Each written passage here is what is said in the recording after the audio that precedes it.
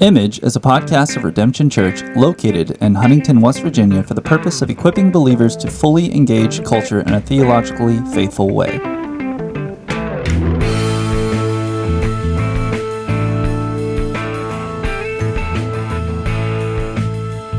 I've been a Christian for 26 years and a pastor for 17 years, and I'm more committed than ever to God's call for His people to be in embodied relationships, have a personal involvement in other people's lives, and to authentically care and love for one another.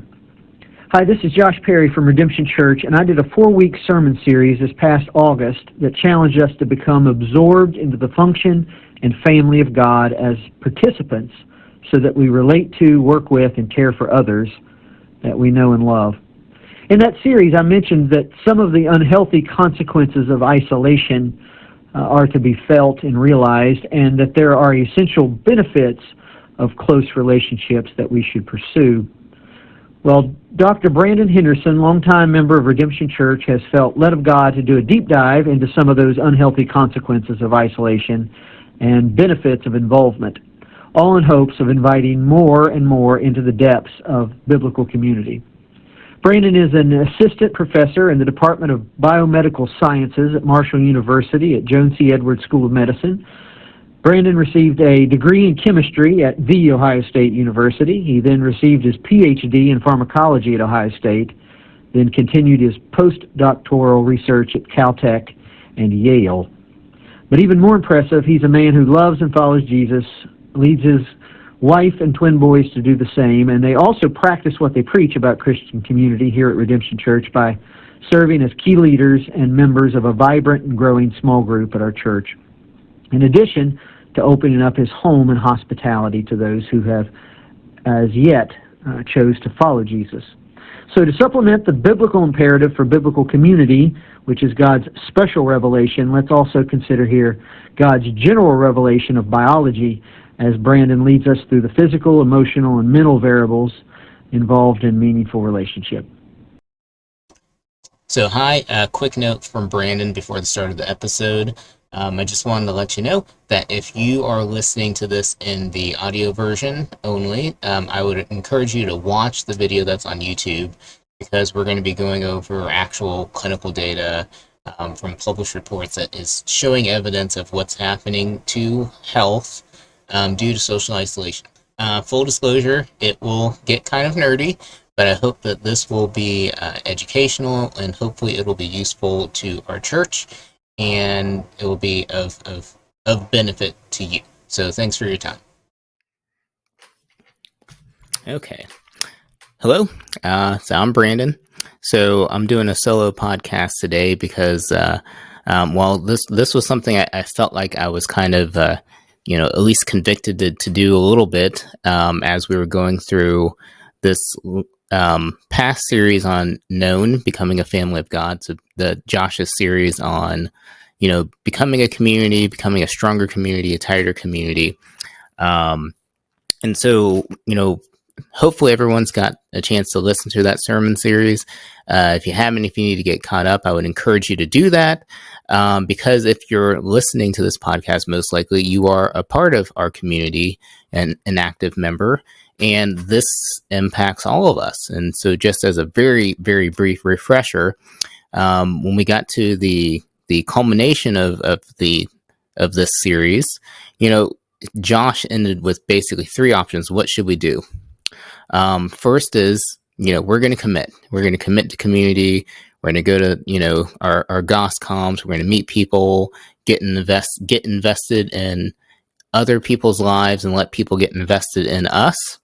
The second option was, I won't have community. This isn't for me. I'm going to stay distant. And the third option, which is, as he said, totally fine, because, some people, they have questions. This is new, or there's been some past hurts and makes you kind of hesitant to join in community. So there's questions, and there needs to be some things that are addressed. Maybe some healing needs to occur. Totally viable. But one of the things, so I mentioned that this, I felt, in a way convicted to do this, is in the first sermon that Josh gave in the series, he kind of opened with the whole thought that there are medical professionals that think that social isolation is one of the biggest concerns that we have, especially in American society. So what I have right here is actually something that I got from statements from the Centers for Disease Control, and then the NIA, that's the National Institute on Aging. And so that's basically a government organization full of top tier scientists that their only job is to study health effects of aging. And, so what one of their concerns is, not tobacco, not certain types of cancer, but it is the impacts of isolation, because there's some clear indicators that social isolation and or loneliness can cause several different types of disease states and disorders.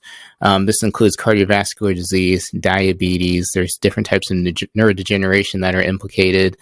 And this is something that, given that I am at least peripherally involved with these types of things, and I felt very compelled to kind of discuss this, because I know that Josh didn't want to talk about it too much, but there's a lot of information that we have in the medical field about what social isolation is doing to us at the individual level. So I know that some people, I talked to some people, they were kind of interested in learning, what are these things that can be caused by isolation? What are the health effects? What is actually the damage to our bodies that can occur due to social isolation? So that's what I'm going to talk about. So I'm going to talk about some of the evidence-based science, and I'm going to try not to get too nerdy with this. I'm going to try to just get the highlights. And say you're one of those people that's like, wow, this is interesting, I want to read about it. I can give you all of this literature if you contact me or just grab me at church someday. Okay, so the way that we do this. So how do we get how do we make designations based upon scientific findings? And usually what happens is you make an observation as a scientist, you repeat it a bunch of times to show that it is repeatable, that it can be replicated and is consistent. And then what happens is you publish that, and that's when it becomes official. It becomes an official scientific finding. And usually what happens is you send it to another group of scientists that basically rip it apart, find all the flaws, and then basically you kind of repeat everything until it gets to the point where it is up to the scientific rigor that is ready to be, given to the general public. And that's how our publication process works. And so what I'm showing you is results in published papers.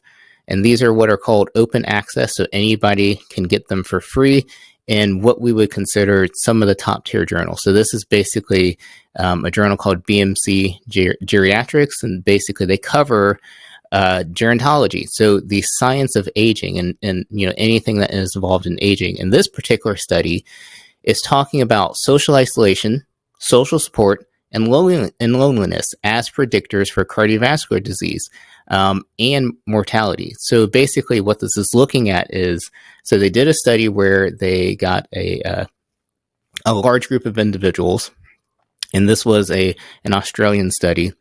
And what they did was they followed up to 6 years after what they call a randomization. So they got a number of individuals and they randomized them, but then separated them based upon whether they had social support, if they were isolated, or if they considered themselves lonely. And then they looked at the risk for cardiovascular disease, looked at other things like hypertension, but then also they looked at, what were the rates of mortality? So what were the rates of death due to cardiovascular disease? And this is what they found. So this is what they call the abstract.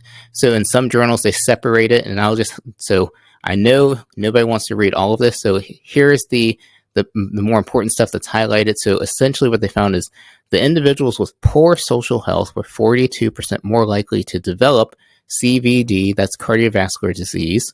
When it says P is equal to 0.01, that means it's significant. So anything less than 0.05 is significant.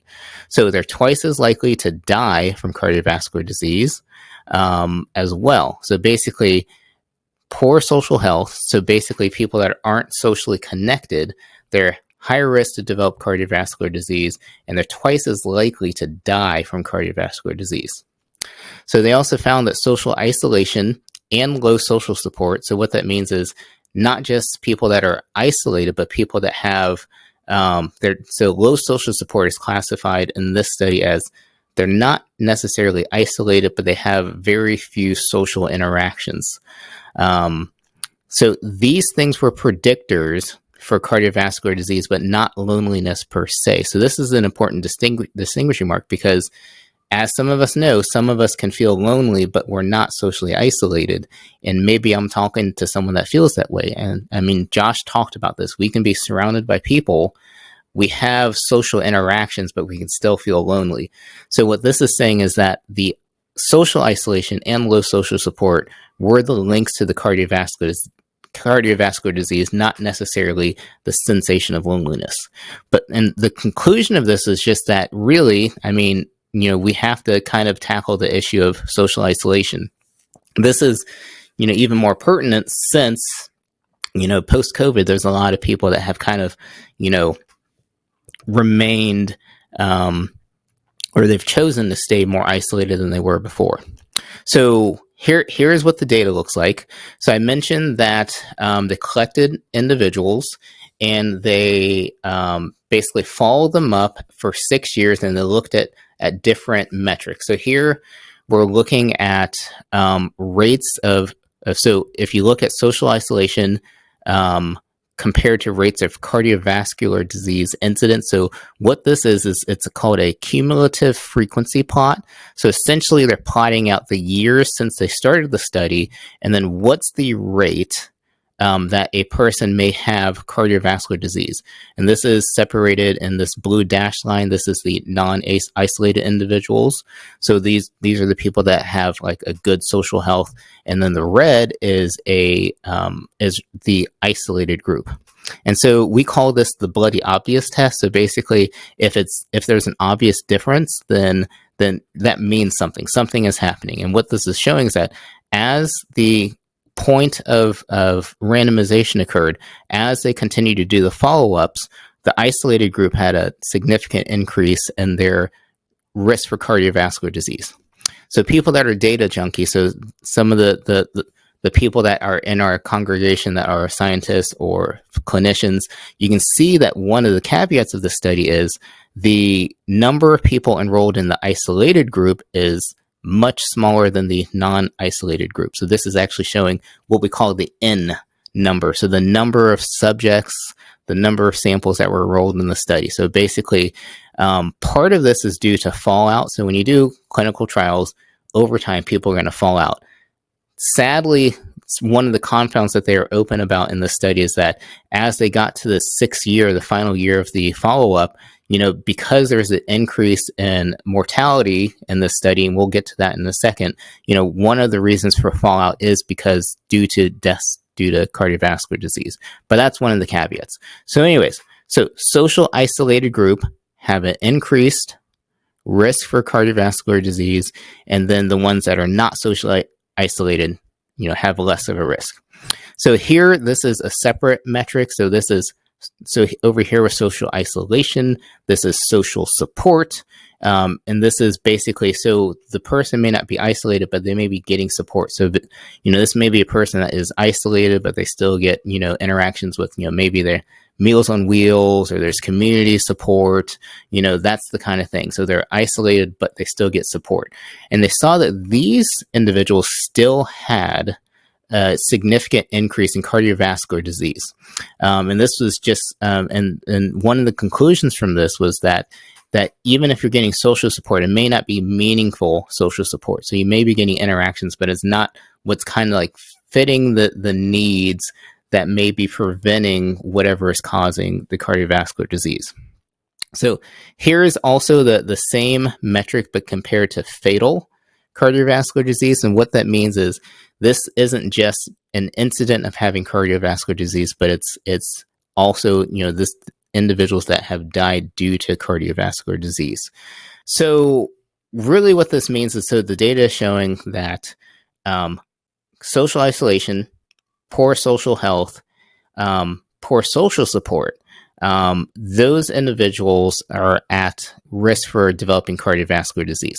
And so one of the limitations of the study is it doesn't yet really tell us why. It just tells us that this is happening. So social isolation leads to cardiovascular disease. Why is this happening? The study hasn't got to the physiology, but the hypothesis, that have been going around actually kind of match some of the things that Josh was talking about in the sermons. I mean, Josh was, pulling out, like examples from the Bible, like, iron sharpens iron, it's easier to, basically, the work of two is, easier than the work of one. Sorry, I didn't prepare the Bible verses for this. I'm just in my science mind, really. But there is, when we go through life with people that we trust, that we care about, it lightens our load. And really what that means is less stress. So something that's not really shown in this study, but shown in other studies, is that those that are isolated have higher blood pressure. So that's usually a pretty good predictor for stress and anxiety, also depression. And so when you think about, so the physicians in our church already know that long-term effects of high blood pressure, anxiety is cardiovascular disease. Well, it's not a one-to-one, but it's usually a good predictor for that, because the heart is a muscle. It has, the ability to have wear and tear, and the more work it has to put, the cardiac output, that's the term. So basically, the harder the heart has to work, the faster it is that it's going to deteriorate and wear down. And so, the social aspect of relieving stress, relieving anxiety, has a long-term effect of just really keeping us healthier for a longer period of time. So that's super simplistic. Really, if you want to get down to the physiology of this, that's like a much, much longer discussion on that. So what is this study saying? There is actual evidence that social isolation does have an effect on your heart health, and that in this study is shown to be cardiovascular disease. So at the top, and the kind of the outline I was showing, that there's the cardiovascular disease aspect. There's also the impact. I mentioned that there's different neurodegeneration that could occur during social isolation. So I spend my whole career talking about neurophysiology, and that's what I study. So I'm going to spend a little bit more time on this, because I feel like I can provide more solid input on this. So this is from a very good journal called eLife.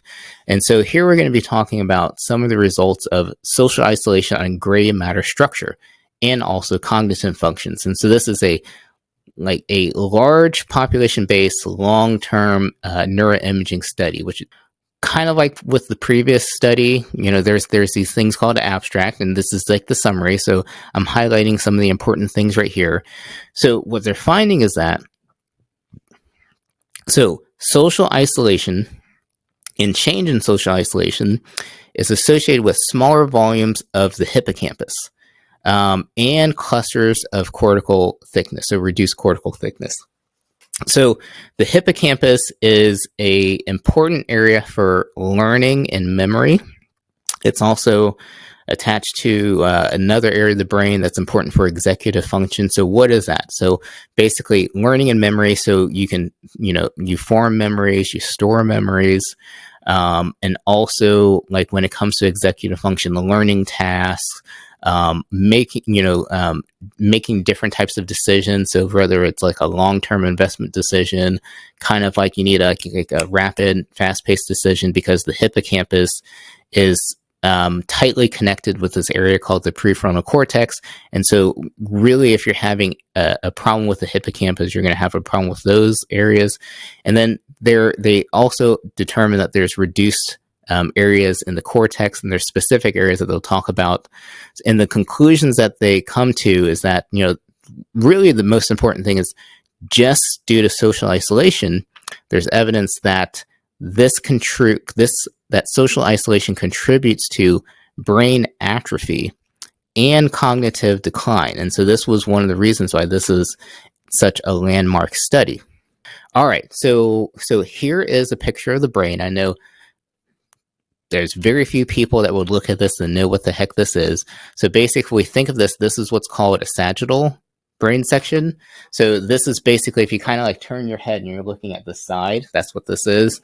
And so there's two ways that they're imaging this. So we can think of like, this is the kind of like, this would be the left side. So here is the back of the brain. We call this the posterior. Here's the front. We call that the anterior. This is the bottom. So ventral, top, dorsal. Now you guys know a little bit of brain anatomy. So this would be the outer layer. So if we're saying like, if this is the left, so this is basically kind of like looking in this way, this will be the outer. This will be the outer region. And so they kind of did this wonky because here is the outer shell. If you're looking at the same plane, here's like the inner shell. So this is basically looking at what we would say. So it's still looking in this direction, but it's closer to what would be the midline. And then right here is the reverse. So this will be kind of like the left side. This will be the right side, hence the L or R. I should have mentioned that first, probably would have made it easier. And then this would be the interior. And here, since they're doing a differential between brains that are, brains are an image from people that are not isolated versus brains that are from isolated individuals, they can then make a color plot for basically what's the density of brain tissue. And that's really what they're looking at. How many cells do you have? Is there a decrease or is there an increase? Okay, and so what they're saying is, depending upon the color scale, so blue being a decrease, hence the minus number, and then a red being an increase. So they're highlighting areas that are considered a change that is significantly different if they were to kind of look at all of the samples, what's the biological impact. And so they're highlighting a cortical structure right here. Excuse me. So I realize if I kind of go through this the way that I'm going through, I'm going to be talking way too long and everyone will lose interest. So really what I just want to highlight the fact is that in these studies, and this is basically another set of brain images which kind of highlights a little bit more of the more significant changes, is that the individuals that were isolated have a decreased cortical thickness, and then this is leading to different types of cognitive issues. And so here I'm going to focus on, so this area is so basically the top of the brain right here. That is called the somatomotor cortex, and basically is one of the brain areas that's kind of like is related to coordinated movements. So basically here, when you think about complex things like our friends Hannah McCaskill and Chris Miller, they're the two that play the piano extremely well at our church. As they're learning piano and as they're learning the coordinated movements of playing the notes and the keys, this is really important for that type of stuff. And when it comes to different types of neurodegeneration, when you have a decline in your motor cortex or another area that's related called the dorsal striatum, you actually have difficulties in actually starting movements or completing movements. So, if you have a friend, family member that's had Parkinson's disease is a degeneration of the striatum. That's one of those areas that's important for motor movements. And when you see those people and those, the loved ones that you may have had in your family that have Parkinson's disease, when they have those kind of motor disorders, whether it's like the jerky movements, or they maybe have like a repetitive kind of uncontrollable movement or like a sway, that's because there's a degeneration in those motor circuits. And so what this is showing is that there's been some kind of anecdotal evidence for a long time about individuals socially isolated, not a lot of family members around them, and they tend to have different types of motor dysfunctions. And this was one of the first pieces of evidence that kind of connected those dots, and that social isolation may be accelerating those brain areas, or the areas of degeneration that kind of lead to this type of presentation. Okay, so this is a similar study. I'm kind of like presenting these together because kind of around the same time, 2022, 2023, there are these big studies that all kind of arrive at the same thing. So that's why I'm kind of like, I'm not like finished talking about the previous study, but they kind of pick it up in this one. So this is actually, so I was talking about degeneration in the motor cortex.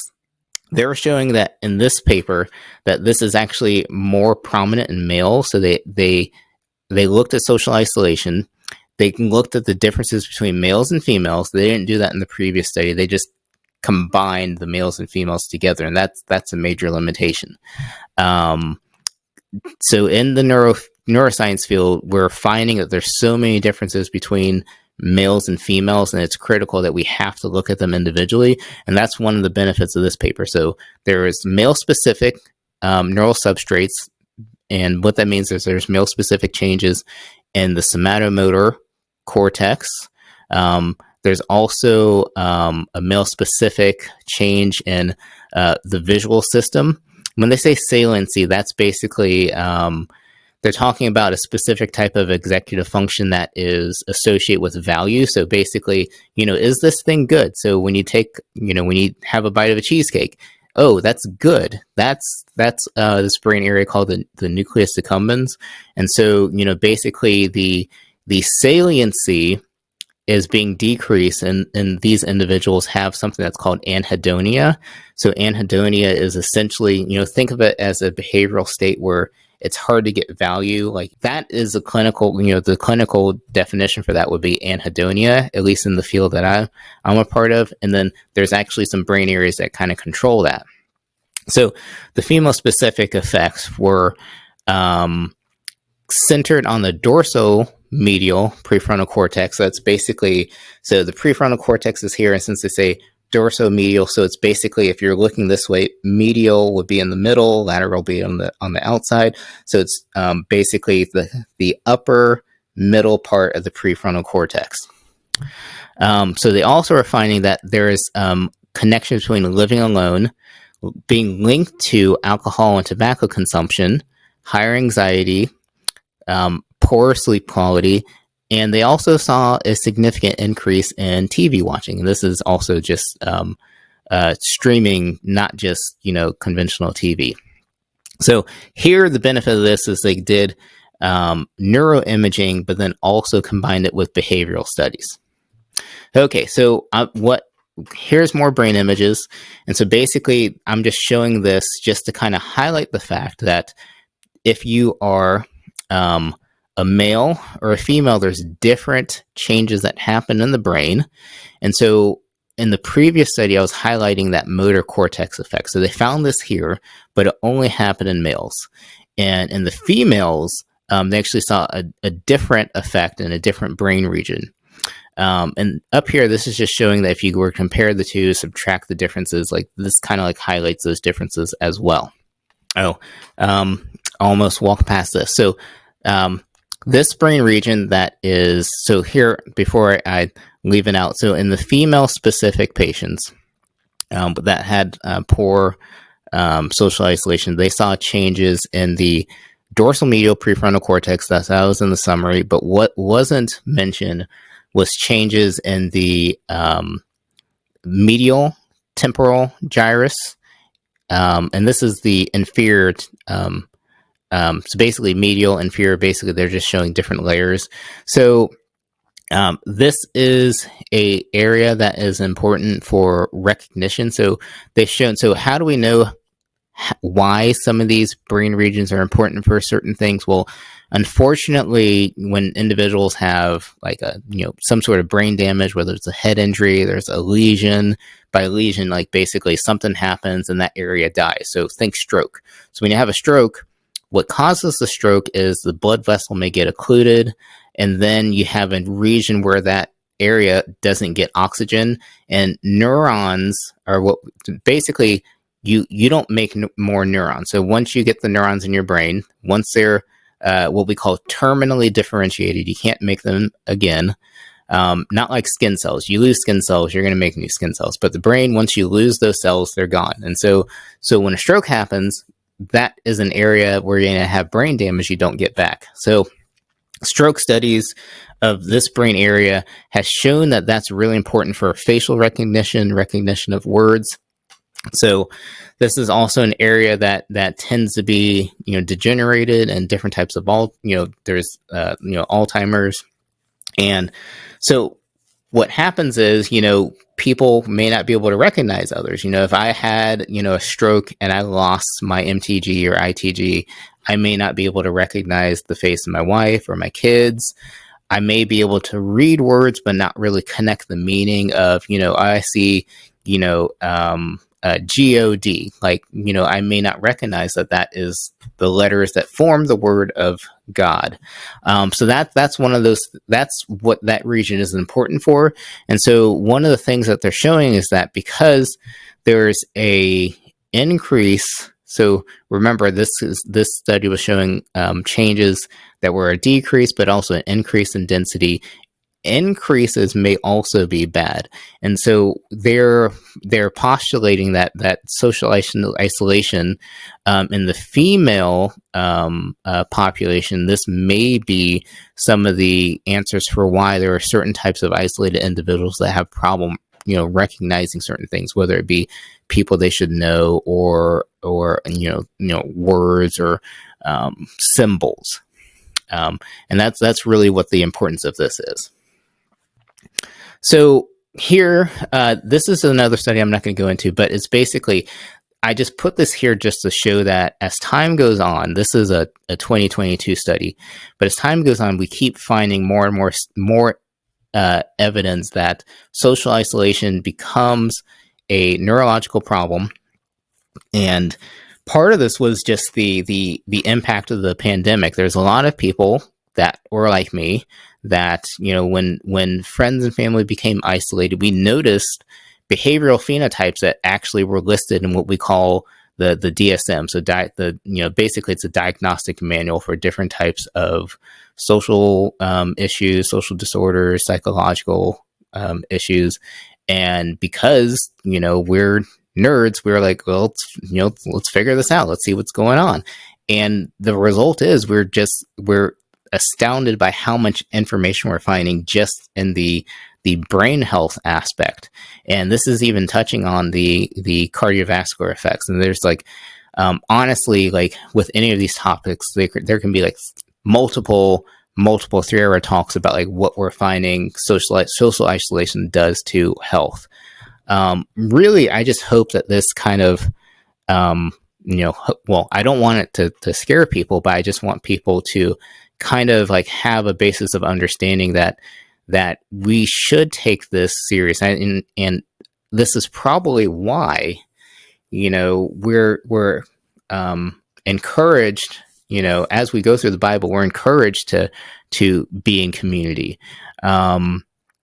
So, what do we do with this? And so I'm just basically circling back to something that Josh said in his sermons. And honestly, what we should do about this is, Josh already outlines, what we should do, why we should do it. I mean, if we really are serving God, we have to listen to the words of Jesus. I mean, here I'm just going to go through Matthew 25. So the surprised followers asked, when they did these things for him? And Jesus replies, The king will answer them, "Truly I say to you, as you did it to one of the least of these, my brothers, you did it to me." Really, and Josh, kind of nailed it. Like, if we want to serve God, we have to serve people. And we can't serve people if we're not around people. And that is part of, the community aspect.